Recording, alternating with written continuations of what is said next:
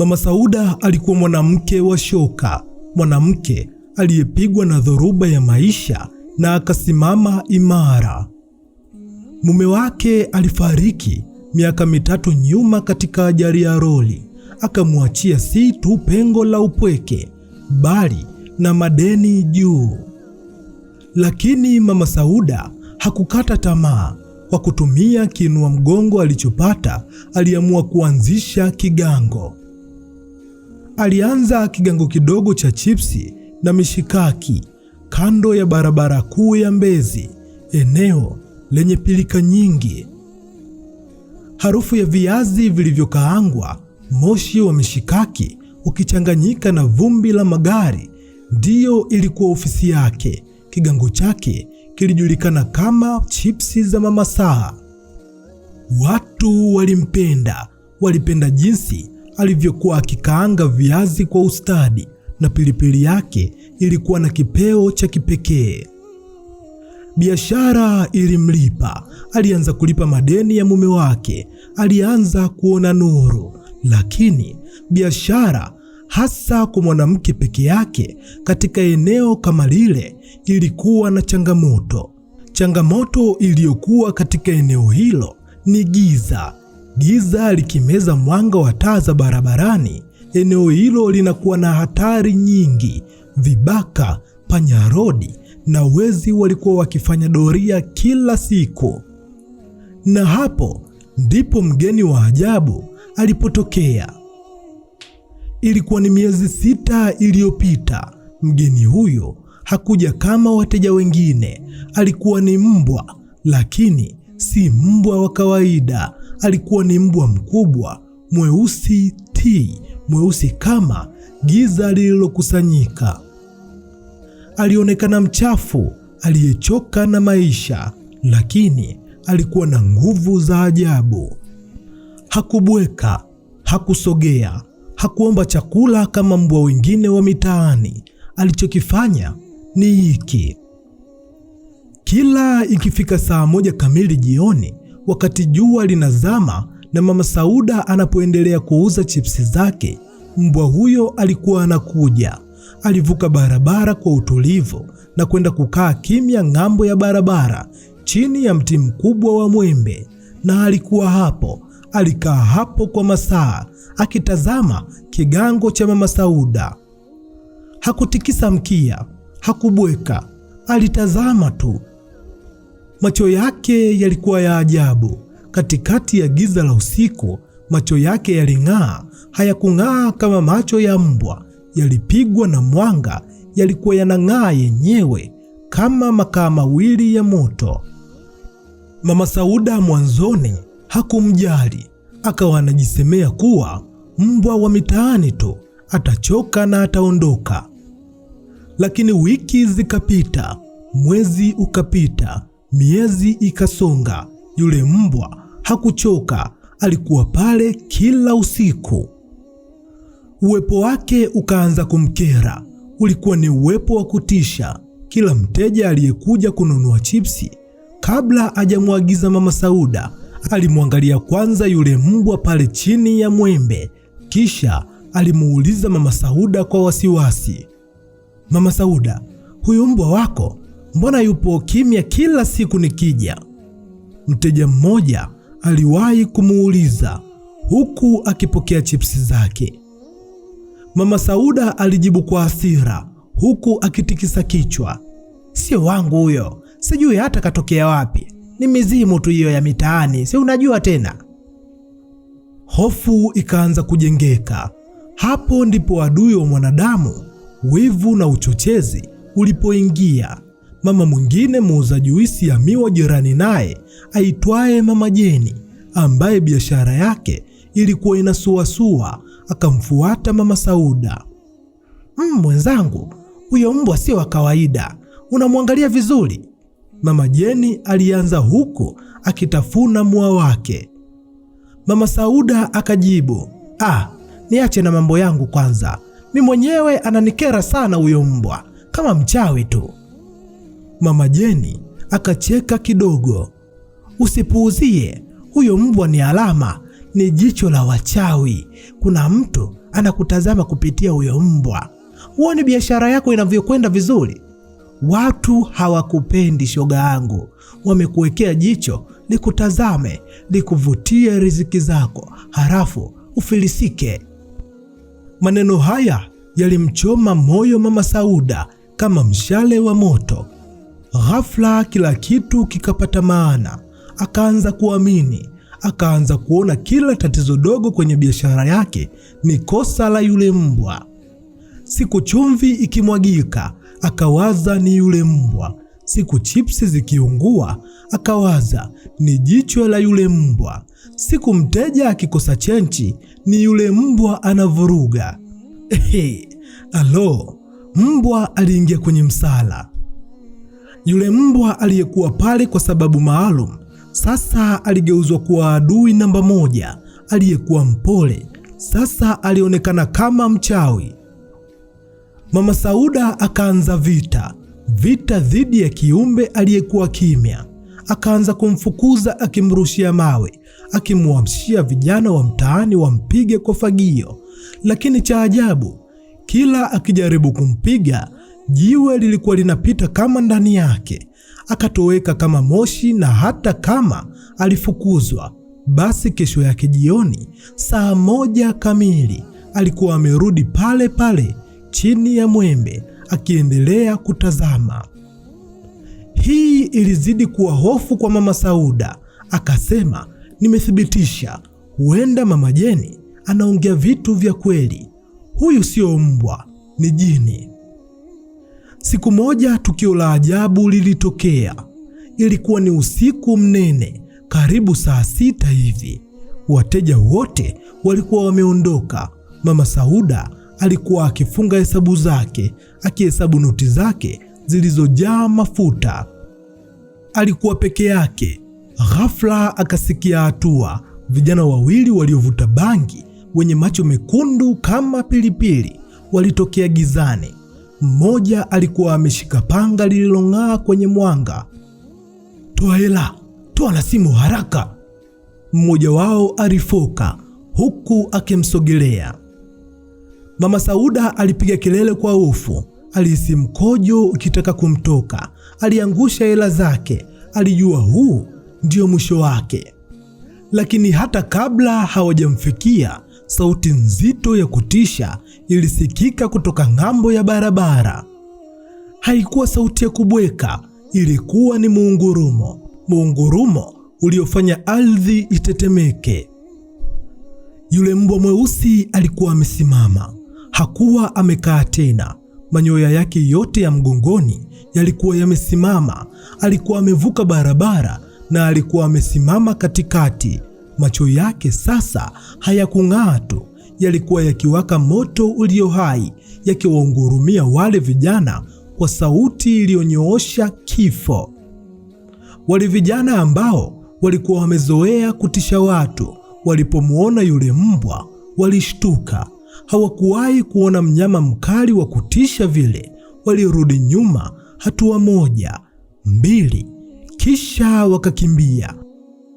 Yule mbwa alimwangalia Mama Sauda kwa sekunde 5, kisha kwa utulivu akarudi chini ya mwembe na kukaa. Je, unadhani Mama Sauda alimshukuru yule mbwa? La hasha, hofu yake iliongezeka mara 2000. Huyu si mbwa. Huyu mbona kama ni jini? Jini kabisa. Anajuaje nina hatari? Leo amenitetea, kesho atadai nini kwangu? Ataanza kudai damu yangu huyu.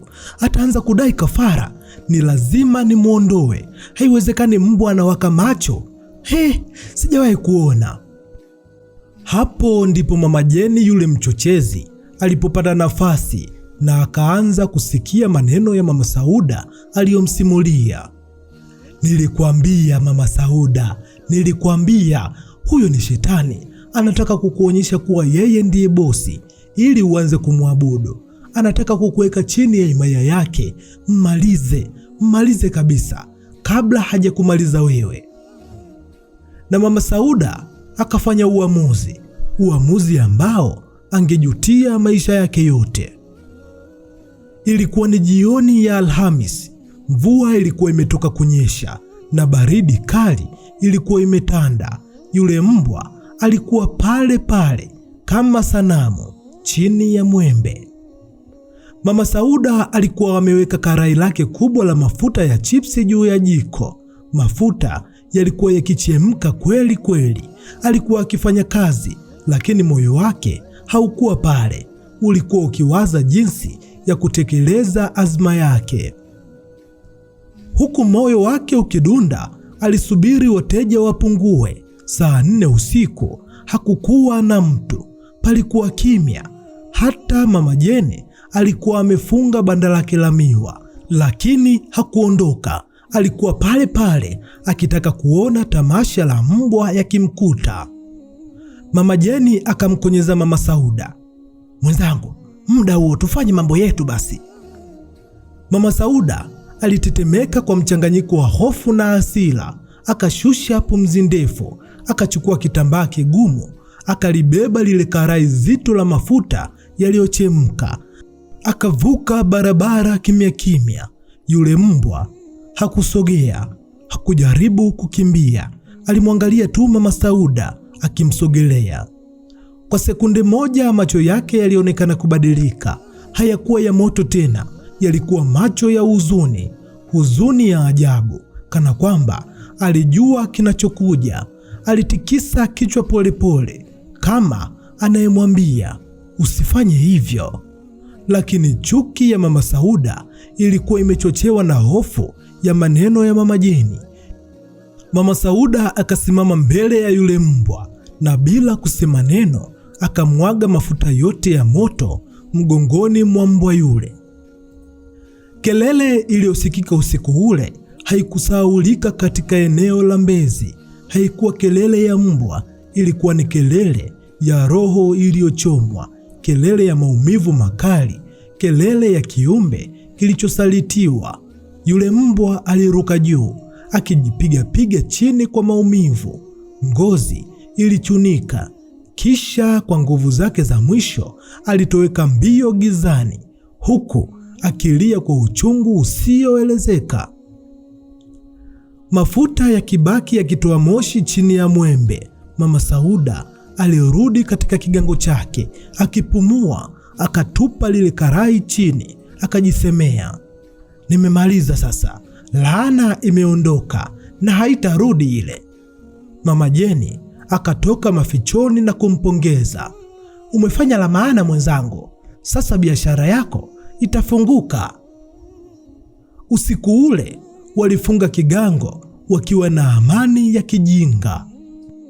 Usiku uliofuata, Ijumaa, kwa mara ya kwanza baada ya miezi 6, eneo chini ya mwembe lilikuwa tupu. Palikuwa na ukimya, ukimya wa ajabu, ukimya wa kutisha. Hata kelele za magari barabarani zilionekana kupungua. Wateja walihisi tofauti. "Mama Sauda, mbona leo pako kimya sana? Yule mbwa wako hayupo?" mmoja aliuliza. Mama Sauda alijibu huku akijifanya anacheka. Kelo imeondoka. Karibu chipsi. Achana na maswali ya mimbwa ya kichawi." Basi saa 5 usiku wateja wamepungua. Mama Sauda na Mama Jeni aliyekuwa amekaa naye kumpa kampani wakaanza kufunga.